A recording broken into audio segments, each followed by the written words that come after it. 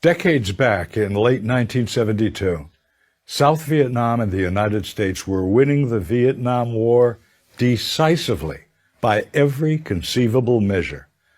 That's not just my view. That was the view of our enemy, the North Vietnamese government officials. Victory was apparent when President Nixon ordered the U.S. Air Force to bomb industrial and military targets in Hanoi, North Vietnam's capital city, and in Haiphong, its major port city. And we would stop the bombing if the North Vietnamese would attend the Paris peace talks that they had left earlier. The North Vietnamese did go back to the Paris peace talks, and we did stop the bombing, as promised. On January the 23rd of 1973, President Nixon gave a speech to the nation on primetime television, announcing that the Paris Peace Accords had been initialed by the United States, South Vietnam, North Vietnam, the Viet Cong, and the accords would be signed on the 27th. What the United States and South Vietnam received in those accords was victory. At the White House, it was called VV Day, Victory in Vietnam Day.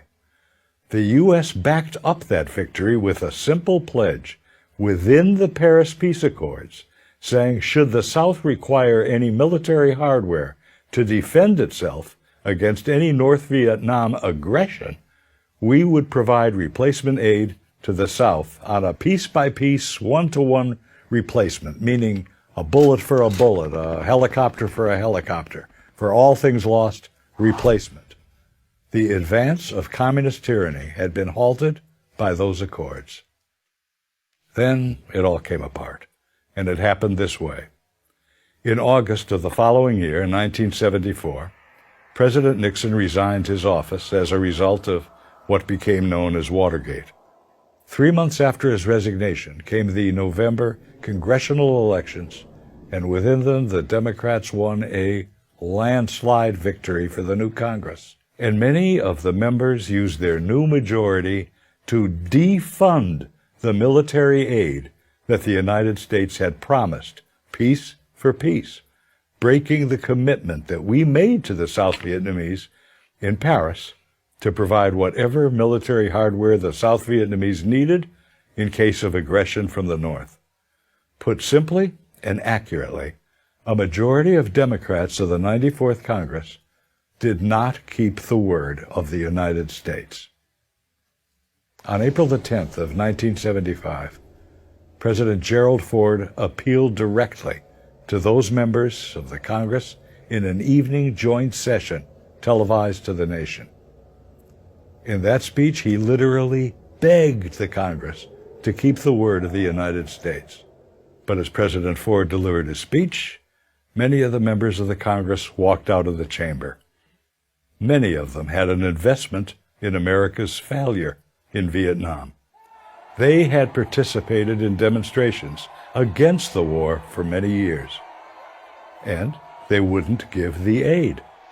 On April the 30th, South Vietnam surrendered, and re-education camps were constructed, and the phenomenon of the boat people began. If the South Vietnamese had received the arms that the United States promised, would the result have been different? It already had been different. The North Vietnamese leaders admitted that they were testing the new president, Gerald Ford, and they took one village after another, then cities, then provinces, and our only response was to go back on our word. The U.S. did not resupply the South Vietnamese as we had promised. It was then that the North Vietnamese knew they were on the road to South Vietnam's capital city, Saigon, that would soon be renamed Ho Chi Minh City.